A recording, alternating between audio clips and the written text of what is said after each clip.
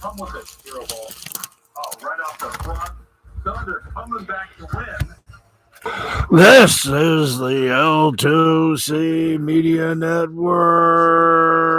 Rock and roll hoochie coo, baby. This is the L2C Sports Final with Steve the Baxman Bexley, presented as always by the L2C Media Network. And here he is, the man with the busiest Wednesday in spots. And he can do it, even if it's only for an hour. Ladies and gentlemen, Steve the Baxman Bexley.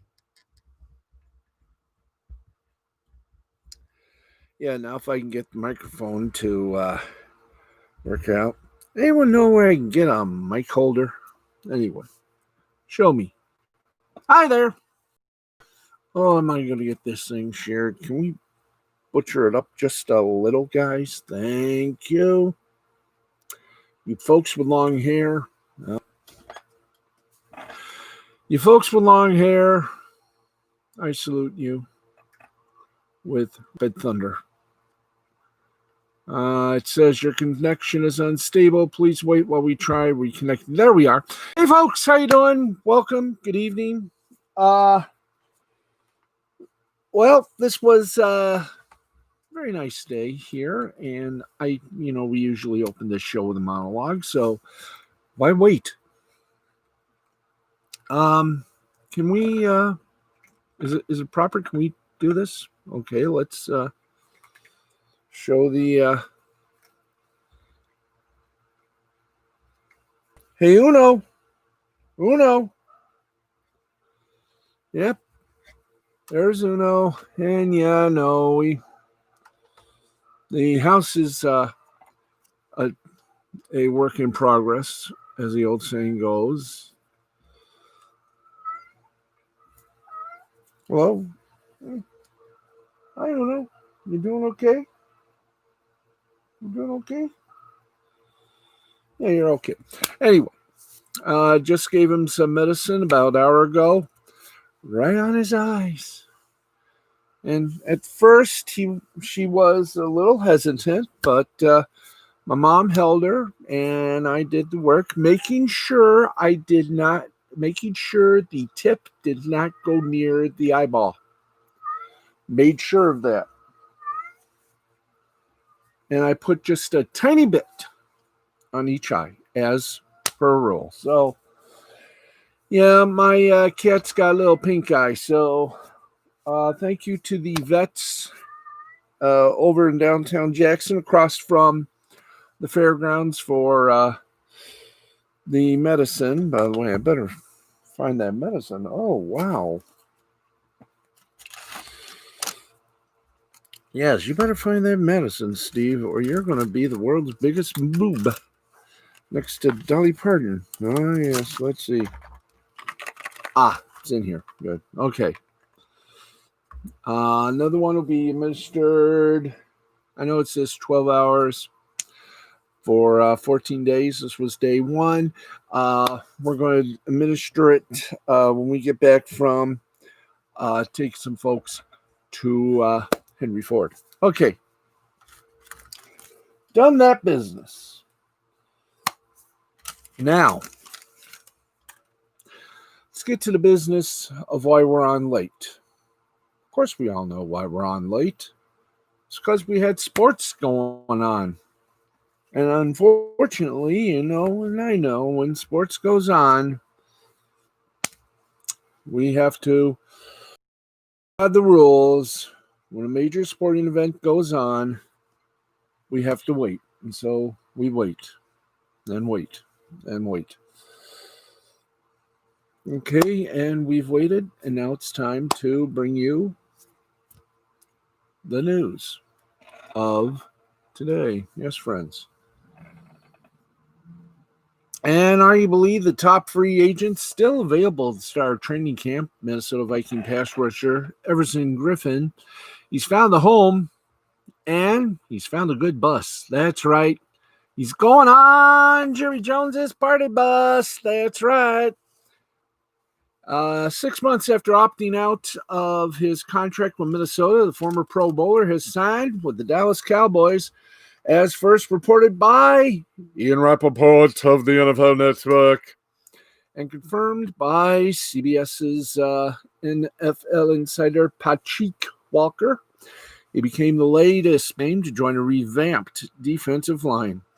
Now, the Cowboys first expressed interest in the 32-year-old Griffin back in March, as Walker reported, but the defensive end was long expected to find a bigger deal elsewhere. The Browns and the Seahawks, among other teams, were reportedly also interested.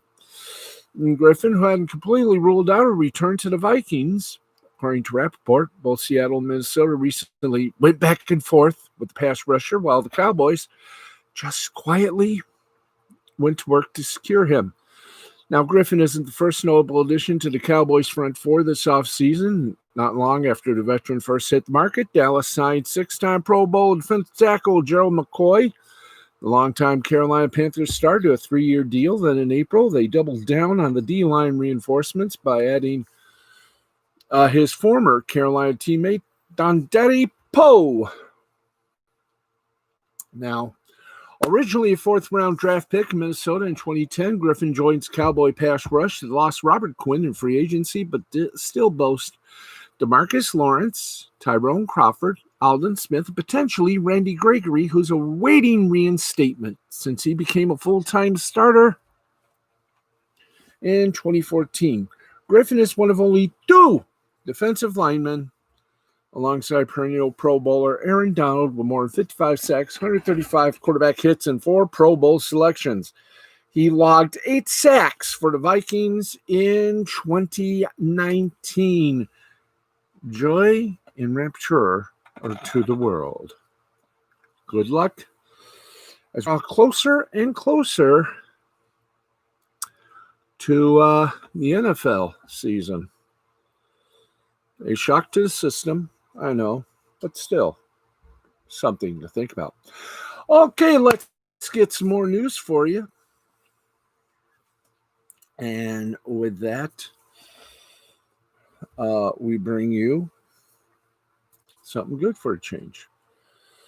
That's right, in golf. Oh, this is going to be fun. Are you ready? I know I am. It's good to be one of the best players in the world. Justin Thomas will know about that. He won't even hit a shot at the Wyndham Championship this weekend. But guess what? Thomas will take home $2 million after the event regardless. That's because Thomas is first in the Wyndham Rewards top 10, and he cannot be caught by anyone in this week's field, even if they win the regular season's final event. Now, the Wyndham Rewards is a year-long race in which the top 10 FedEx Cup points earners all receive a year-end regular season bonus. It is a $10 million pool, and the top prize is $2 million, which is bigger than any winners take away from any event this year. And Thomas doesn't even have to hit a shot this week. Starts.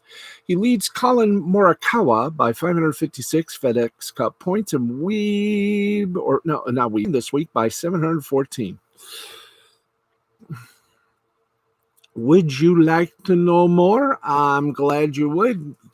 Webb Simpson in third with 1744.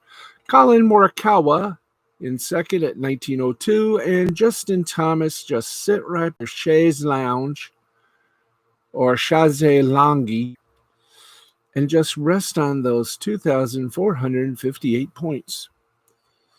Now, Lanto Griffin, Abraham Answer, Sebastian Munoz, Adam Long, Harris English, and Joaquin Neiman are among them. Now, last year, Brooks Koepka won the Wyndham Rewards $2 million first prize as the PGA Tour's best player of the regular season. This is the second year for the award, which was created to provide more weight to how players perform in the regular season, in addition to the massive FedEx Cup bonus payouts at the end of the playoffs. It's truly amazing. Let's go hand in hand to the Dairy Queen in a scrumptious land and give you some NFL news. As if the Cowboys signing wasn't enough, we got more for you. And yes, we're going to talk March Madness in May. Ooh, possible. One of the most intriguing camp battles for the Indianapolis Colts has already reached a verdict, at least according to Coach Frank Freach. Marlon Mack and Jonathan Taylor were both vying for a starting running back job. Reich already made a decision on which back will open the year as number one, again, at least for week one. Reich said in a conference call to reporters via the Colts website, "Marlon's a starter. He earned it. He's had a couple of really good years for us, but we're going to continue to take the same approach we have, where it's week in and week out, hot hand things," end quote. Now, Marlon Mack rushed for 1,000 yards for Indianapolis last season, finished 11th in the league while averaging 4.4 yards per carry. While the Colts will utilize Mack, the door is open for Taylor to take some of those touches. Taylor finished with 926 carries in his 3 years at Wisconsin, rushing for 6,124 yards and 50 touchdowns at 6.7 yards per carry. Splitting carries is nothing new for Taylor, who just had 49.3% of the carries in his freshman season for the Badgers. That percentage increased to 58% in his sophomore year and 60% in his junior year. Now, the Colts ran the ball 29.4 times per game in 2019, which was fourth most in the NFL.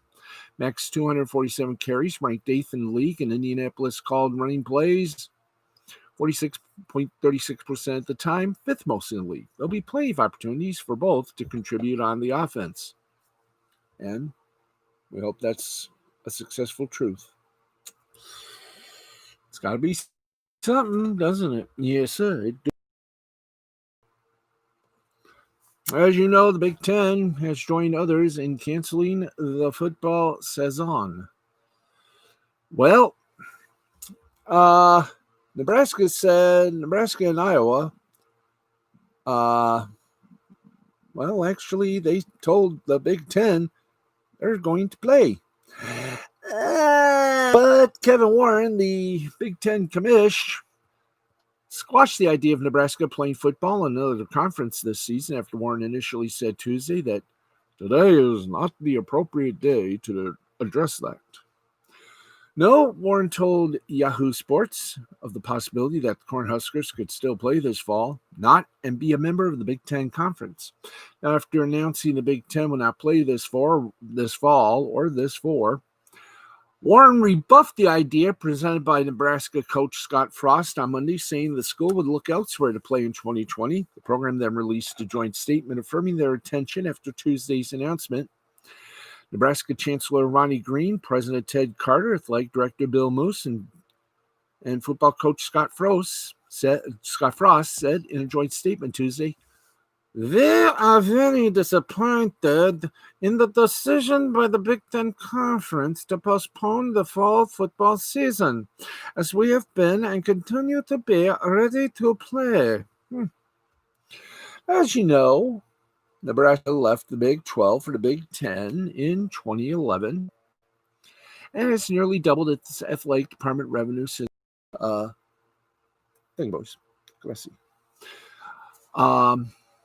database of NCAA members' finances. The school raked in $89.65 million in rights licensing revenue during the 2019 fiscal year, much of which came from the Big Ten's TV contracts. Now, if Nebraska tried to play in another conference this season, the Big 12 would be the most logical fit geographically.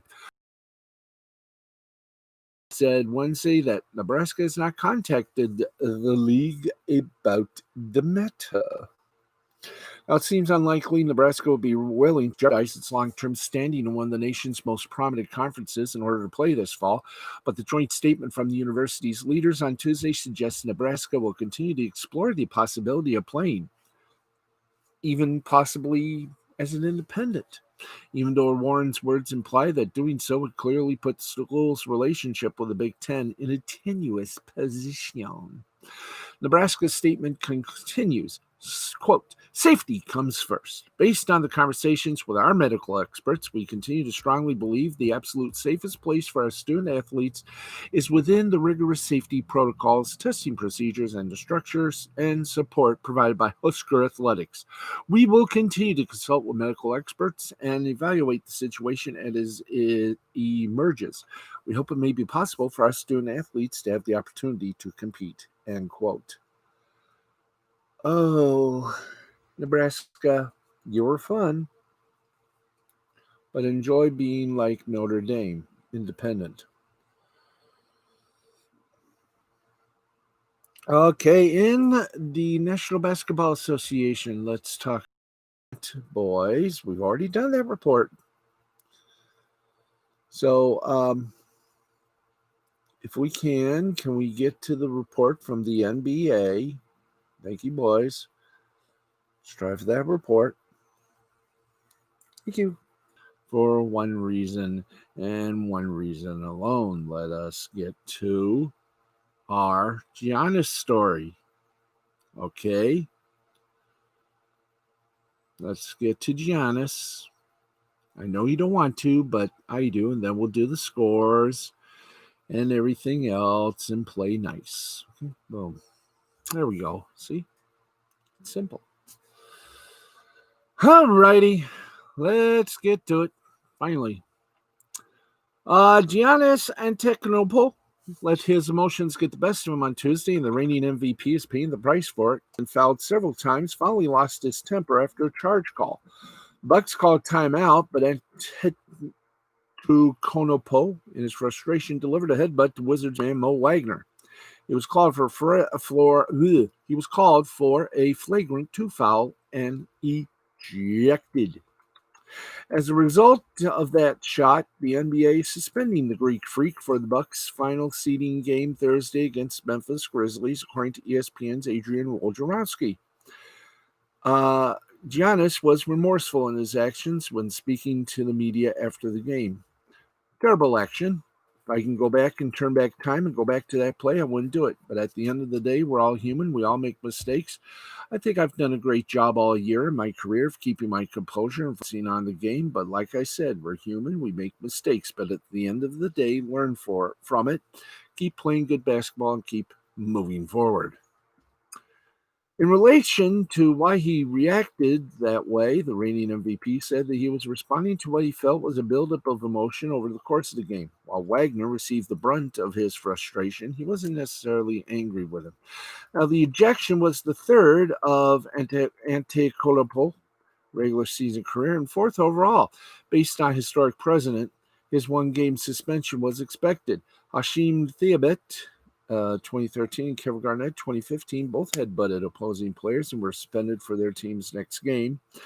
Milwaukee's next game comes against Memphis as the Grizzlies desperately try to fight their way into the play-in tournament for the Western Conference's playoff spot. Now, Milwaukee has nothing to play for, having long since clinched the number 1 seed in the Eastern Conference, so losing him for a game has no bearing on its playoff future.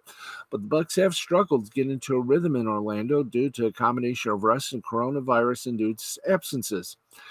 They'll have a relatively easy first-round series against the Orlando Magic, in which they can hopefully regain the momentum they lost. But after that, hey!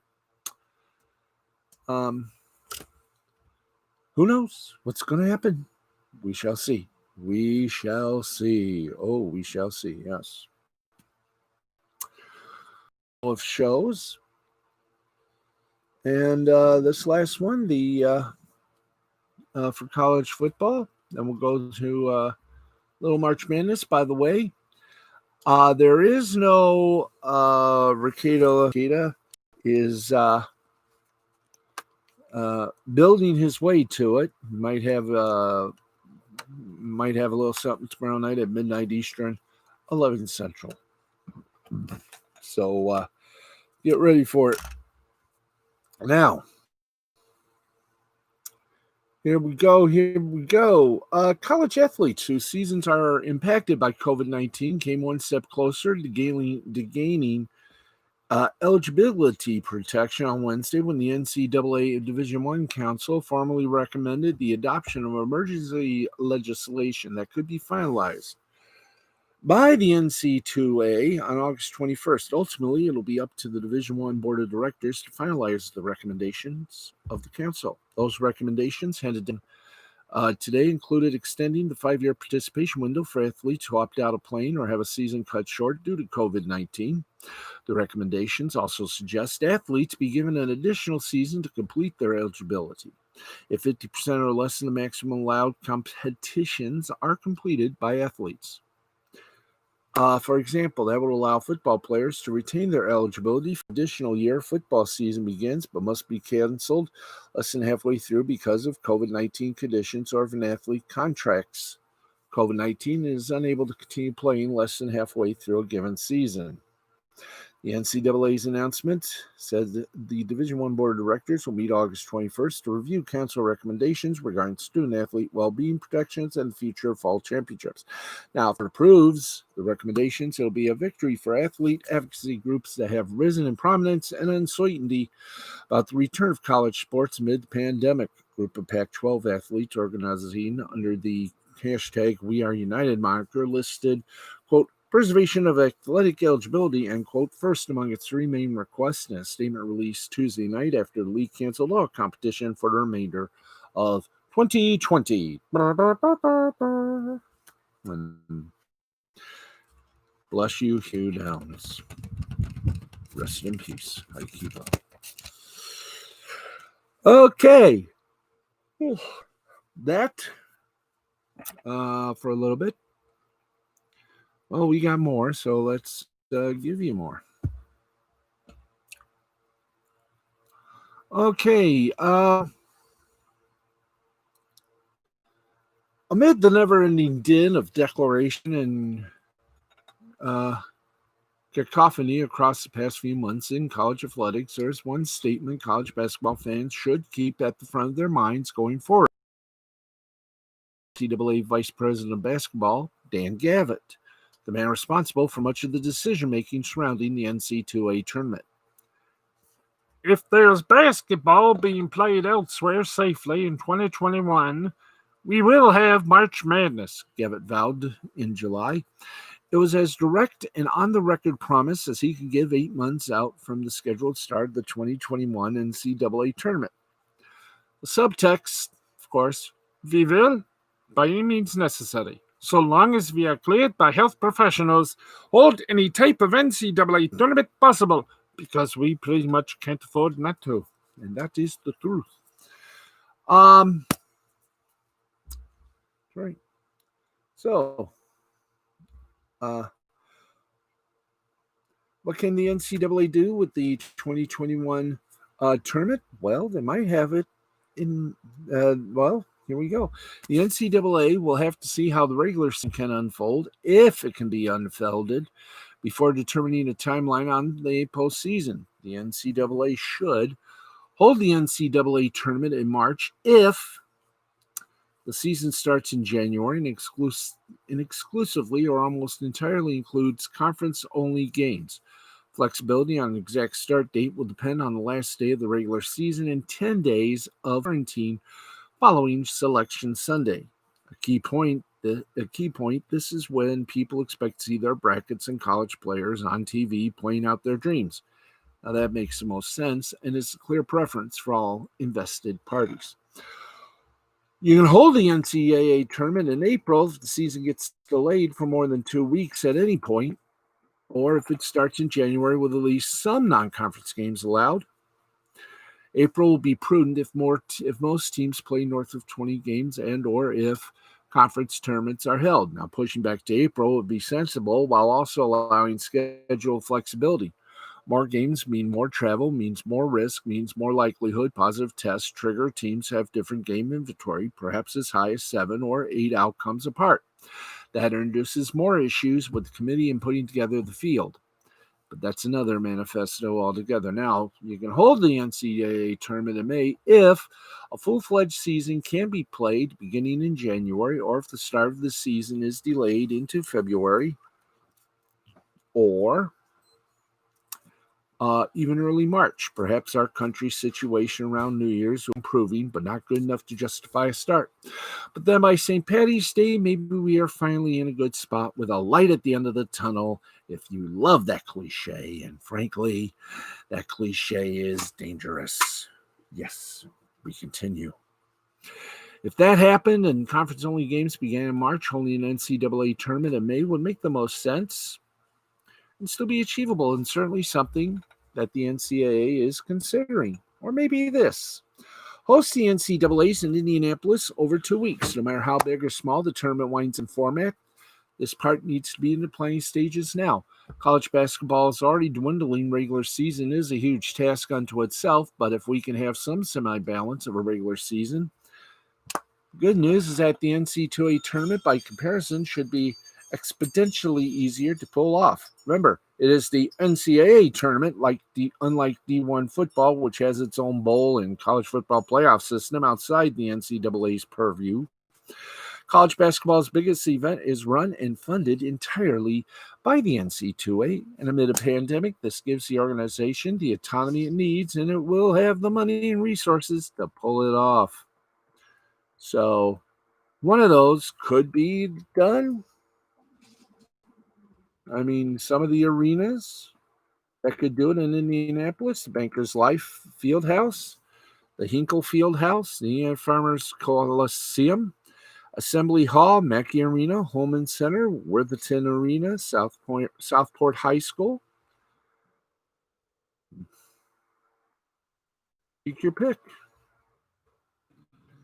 So get ready. Or contact tracing. Testing and contact tracing remains top priority. And if you can do it, you got it. And we'll have more on this tomorrow here on the Sports Final, because there's a lot to talk about. One thing we can talk about and maybe enjoy sets of acetaminophen. Do you need to have some, Mom? Acetaminophen. I'll take some. Well, try some and lay back downage. Well, I just thought I'd lay back down. Okay, let's get ready, get set, and go, man, go with some MLB, Major League Baseball scores. It's time to go to the scoreboard. And as the scoreboard pops up to give us all the news, all the blues, and all the cues, we make sure that you get totally informed of everything going on in the world of baseball. Thank you. I love my mom. Yes, I admit it. I love my mom. By the way, I want to thank Angie and her family for the Renewsit odor neutralizer. The only thing now you got to find out is, let's see here. Well, I'll figure that out later. Right now, you want scores? We got scores. The only thing we don't have is highlights. So here we go. In the bottom of the eighth inning, Mariners and Rangers are tied at 4-8-1 for the Mariners, 4-10-0 for the Rangers. In the bottom of the eighth, it's the Dodgers over the Padres, 2-0, 2-5-0 Dodgers, 0-4-1 Padres. Final scores, we got them, you need them, and here we go. White Sox make it 2 in a row over the Detroit Tigers, 7-10-0 for the Sox, 5-9-0 for the Tigers. Cease did not desist.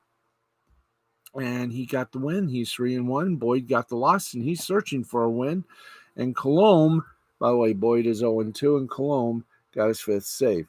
Anderson for the White Sox, the shortstop, 4 for 5, 3 runs, a homer, a triple, and an RBI. Cease, the pitcher, went full 6, gave up 7 hits, 1 earned run, launched 5 strikeouts, and no walks. The Diamondbacks found the bats, and they proved it to the Rockies. 13-7, the final score. 13-18 and nil for the DBs. 7-16-1 for the Rockies. Chafin split the uprights, 1-1. Kinley still looking for his first win.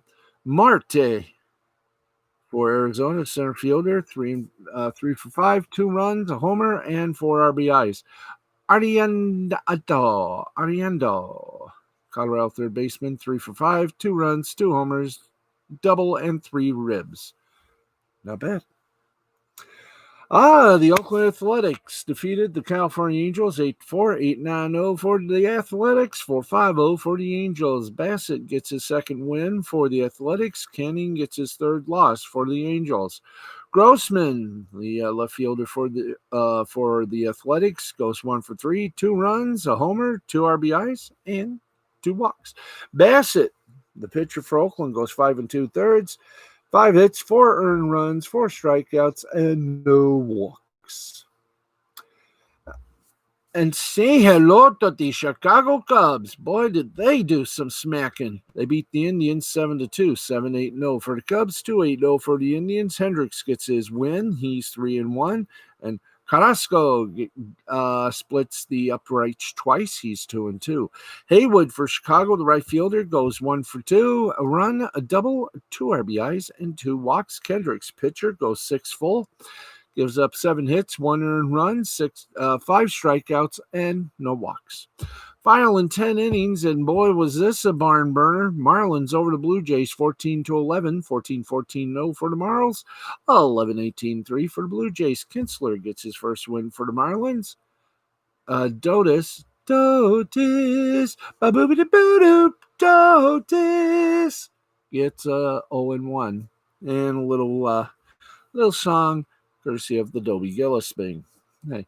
And Smith gets save number 1 for the Marlins. Shaw for Toronto. First baseman, 2 for 5, 2 runs, 2 homers, 3 RBIs, and a walk. Bichette, the Toronto shortstop, 5 for 5, 3 runs, a homer, a run batted in, and a walk. Royals beat up on the Cincinnati Reds 5-4, 5-5-0 for Royals, 4-6-0 for Reds. Keller gets his second win in a row for the Royals, while Miley gets his second loss in a row for the Reds, and Rosenthal gets his 4th save for the Royals. Perez, Kansas City catcher, 3 for 5, 2 runs, a homer, a double, and 3 RBIs. Keller, the pitcher, 6 full, 2 hits, no earned runs, 3 strikeouts, and 3 walks. Baltimore Orioles over the Philadelphia Phillies, 5-4, 5-11-1 for the Orioles, 4-10-1 for the Phils. Armstrong, the winner for the Orioles, 2-0. Eflin for the Phils, 0-1, and Sulcer gets his 4th save for the Orioles. Armstrong, the Baltimore pitcher, pitched 1 2/3, gave up no hits, no earned runs, got 2 strikeouts, and 1 walk. Sulcer, the Baltimore pitcher, went 1 full, gave up no hits, no earned runs, got 2 strikeouts, and no walks. Yankees over the Braves. Let's try it again. The Yankees over the Braves, 6-3, 6-12-0 for the Yanks, 3-11-1 for the Braves. Louis Siga got his second win, while Metzik got his first loss, 2-1. Britton got a 7th save for the Yanks. Lemahu, the second baseman for the Yankees, 4 for 5, 2 runs, 2 runs, triple, and an RBI. And Loasiga for the Yankees pitching, 2 full innings, 3 hits. He gave up no earned runs, 3 strikeouts, and no walks. Twins manhandled the Brewers 12-2, 12-15-0 for the Twins, 2-7-0 for the Brews. Medea gets his 3rd win in a row. Lauer gets his 2nd loss in a row. Buxton, the center fielder from Minnesota, 3 for 5, 2 runs, 2 homers, and 2 ribs. Medea, the Minnesota pitcher, goes 6 2/3, gives up 5 hits, 2 earned runs, got 5 strikeouts, and a walk. More? Would you like more? Okay, then. Astros over the Giants, 5-1, 5-9-0 for the Stros, 1-7-0 for the Yankees. Greinke gets his first win for the Stros, and Baragar gets his first loss. He's 2-1. Greinke, the Houston pitcher, 6 1/3 innings, 7 hits, 1 earned run, 7 strikeouts, 1 walk. Maldonado for Houston, catcher, 1 for 4, run, a homer, and 3 RBIs.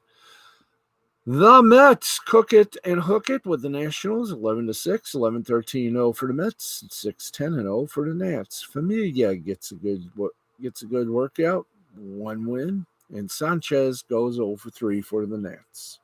Alonso for the Mets, first baseman, 3 for 4, 3 runs, a homer, 2 doubles, 3 RBIs, and a walk. Soto, the Washington left fielder, 3 for 4, 2 runs, 2 homers, and 4 RBIs. Tampa Bay Rays over the Boston Red Sox, 9-5. What a way to make a living. 9-15-0 for the Rays, 5-12-0 for the Red Sox. Snell gets his first win for the Rays, while Godley wasn't that godly. He's 0-2. Snell, Tampa Bay pitcher, pitched 5 full, gave up only 4 hits, no earned runs, got 6 strikeouts and no walks. Weber, the Boston pitcher, also got in 6 innings, gave up 5 hits, 1 earned run, got 4 strikeouts, and no walkies. And the Pirates and Cardinals were postponed, obviously, due to the coronavirus. Anyway, that's baseball. Let's get you over to the NBA. Get you to the NBA. Ba, ba, ba, ba, ba, ba, ba, ba. That's right. It's time for some scores from the NBA. And boy, are these scores good. All 4 of them NBA playoffs. Final scores rocking in. Indiana Pacers beat the Houston Rockets like a rock, 108-104. Turner for Indiana, 18 points, 12 rebounds, 2 assists. Harden for Houston, 45 points, 17 rebounds, 9 assists. The defending NBA world champion Toronto Raptors beat up on the 76ers, 125-121. Boucher for Toronto, 19 points, 9 rebounds, no assists. Harris for Philly, 22 points, 6 rebounds, 5 assists. Oklahoma City Thunder. Hero was certainly a hero for Miami, 30 points, 6 rebounds, 2 assists. Basley for OKC, 21 points, 9 rebounds, and 4 assists. And why not? Here we go. Clippers over the Nuggets, 124-111. George for the Clippers, 27 points, 4 rebounds, 4 assists. Grant for Denver, 25 points, 6 rebounds, and 1 assist. Now, let's get you over to from the hardwood to the hard ice. NHL. Let's give you all the scores, but first, before that, let's give you what happened. We'll go August 11th with the NHL scores. And, hi there, boys. Final that took not 1, not 2, not 3, not 4, but 5 overtimes to get rid of. Lightning over the Blue Jackets 3-2. Tampa Bay leads their series 1-0. Flames over the Stars. Actually, now I think they lead 2-0. Lightning lead 2-0. Flames over the Stars 3-2 in the normal game. The 3 stars of Dubé with 2 goals. Talbot, both with Calgary, and Anderson also with Calgary. Calgary leads this one 2-0. Golden Knights defeat Linda Steele's Blackhawks 4-1. Smith for Vegas. Marchessault,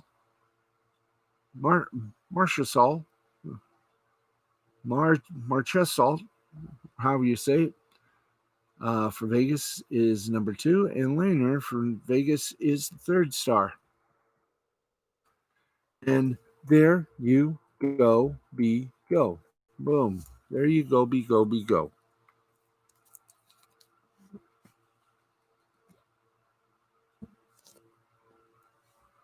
Okay. Let's give you Vat the Vat. Okay, in the first round, the Eastern Conference, Flyers lead Montreal Canadiens in series 1-0. Flyers beat the Canadiens 2-1 in game 1. Tampa Bay Lightning lead the Columbus Blue Jackets 1-0. Game 1-0. Took 5 big innings, 5 big little lectures.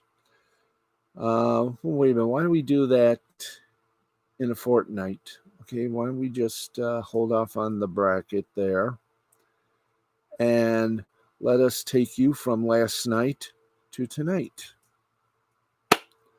Sounds logical, does it not? Okay, let's go to tonight's action. 5:03 left to play in the second period. The Canucks and Blues tied at 2. Let's take you now to some of the action from earlier today and earlier tonight. It took 2 overtimes, but the Bruins defeated the Hurricane 4-3. Boston leads the series by a score, by a thing of 1-0. By the way, Canucks Blues just beginning their series. Islanders over the Capitals 4-2. New York leads that series 1-0. More final scores for you. Avalanche blanked Coyotes 3-0. Kadri for Colorado, Quenfer for Arizona, and Landskog for Colorado, your 3 stars. And finally, the Flyers over the Canadiens 2-1. So, there you go, from the NHL, the NBA, and MLB. So, as we begin the bracketing of the first round of the Stanley Cup playoffs,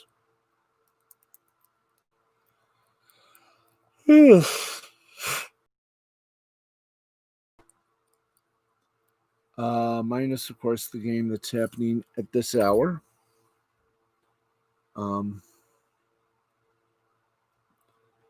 Let's see, do we have the... Hi there. We had something, now it's gone. Okay. Let's give a little love, if not give a little hope in hand, in play. Go to the bracket. And right now in the first round of all the action, all the excitement, Vegas leads the Blackhawks 1-0. Colorado leads Arizona 1-0. Calgary leads Dallas 1-0. Blues and the Canucks are still playing. Boston leads the Carolina Hurricane 1-0. Islanders lead the Capitals 1-0 in their series, and Tampa Bay leads the Columbus 1-0 in their series, and Philadelphia leads their series 1-0. We'll have everything updated for you when it's possible. That's right. So, having done that, what's next? Thought you never asked. Ladies and gentlemen, it's time for the board. A mighty scoreboard, where we bring you soccer and anything else useful.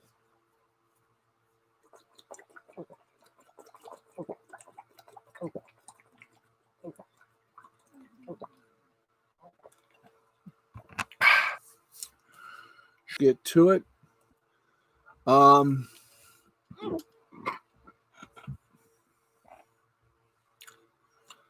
Let's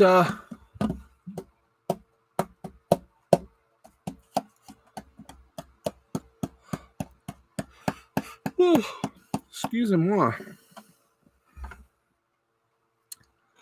But if you're ready, I know I'm ready. We're all ready. So let's get to it. Let's get you some scores of some action outside the... Okay. Let's go to it, boys. Now, of course, we gave you the NBA, the NHL, and the MLB. Let's get you stuff from the soccer world and whatever else. And since club friendly is long, just give you some games. Okay, in Europe, in the Champions League playoffs, Paris Saint-Germain over Atalanta 2-1. In the friendly international, it was Tikivs over North Macedonia 3-1. Now, we're going to pick 5. We're going to see if we can't get most of the club friendlies. Karvinia over Jastreby 2-0. Timurleka over Cracovia 3-1. Varnsdorf over Liberec 4-2. Sparta Prague over Horn 4-0. Red Star over Luistanos 2-0. Sturm Graz over Bravo 2-1. Ziskov over Jelava 3-2. Seabrucken and Karlsruhe 2-2 tie. Slava Prague over Nuremberg 2-1. Zhang Sparta Rotterdam over Genk 7-2. Union Berlin over Würzburger Kickers 2-0. Unterhaching and Augsburg tied at 0. And we're going to leave it right there. If you want more, go to scoreboard.com/English. In the baseball in Japan, they ginsued it today. Nippon Ham Fighters first. They ginsued the Chibalati Marins 12-4, 12-12-0 for the Ham Fighters, 4-7-0 for the Marins. Ajima for the Chibalati Marins got the loss, while Tamai got the win for the Ham Fighters. Now Ojima is 3-4, and Tamai is 4-1. The Fukuoka Silverhawks over the York Buffaloes 6-0, 6-11-0 for the Hawks, 0-5-1 for the Buffaloes. Wada for the Hawks gets the win. He's 4-1. Tajima for the Buffaloes gets the loss. He's 1-3. Junichi Dragons over the Hiroshima Carp 4-1, 4-7-1 Dragons, 1-4-1 Carp. Johnson for the Carp, 4th loss in a row with no wins. Yanagi for the Dragons gets a win, splits it 2-2. Rakuten Golden Eagles over the Cebu Lions 6-2, 6-11-0 for the Eagles, 2-7-2 for the Lions. Ito gets the loss for the Lions. He's 0-1, and Wakui gets the win. That is 7th in a row for the Golden Eagles. Hanshin Tigers over the Yokohama Bay Stars 7-6, close game, 7-11-1 for the Tigers, 6-13-0 for the Bay Stars. Hamaguchi for the Bay Stars gets a loss. He's 3-2.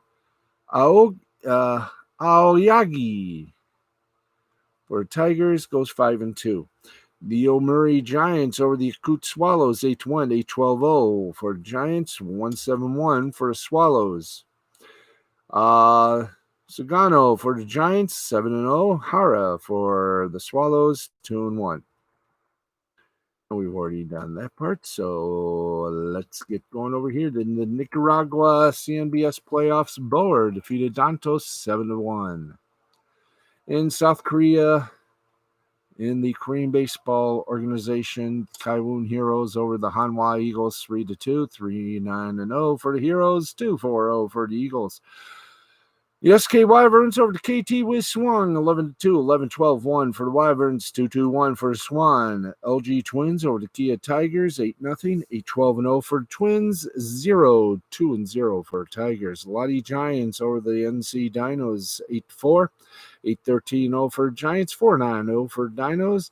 And Doosan Bears went hunting for Lions and got them 15-8, 15-24-1 for the Bears. 8-16-2 for the Lions. And that is all she wrote for our scoreboard tonight. For more, go to scoreboard.com/Anglais or EN. And now, folks, it is time that we pay a little visit to our friends at Awful Announcing, find out what the headlines are in that very respectful. Shit. Okay, thank you. Shams Sharina could be on the move from the Atlantic Anwar Stadium by the end of August amidst the NBA playoffs. Let's give you a little touch of that. We'll give you a little touch. Now, the current time shift for the NBA season has led to plenty of changes. And when players move between teams, and it could now lead to a change in a reporter moving as well. That would be the famous Shams Shariana, who went from Yahoo to the Athletic and Stadium in August 2018. John Ahrens, SBJ Media Newsletter at Sports Business Journal, said that his deals with both those companies, his being Sharina's deals with both those companies, expire later this month, 2 years after he signed them.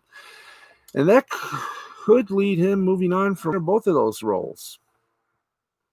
It'll certainly be interesting to see a top NBA reporter like him moving outlets mid-playoffs. And while the initial timing here likely isn't the biggest factor where he'll land, seems likely he'll take a deal for a full year, if not longer. So it's probably not just about this postseason.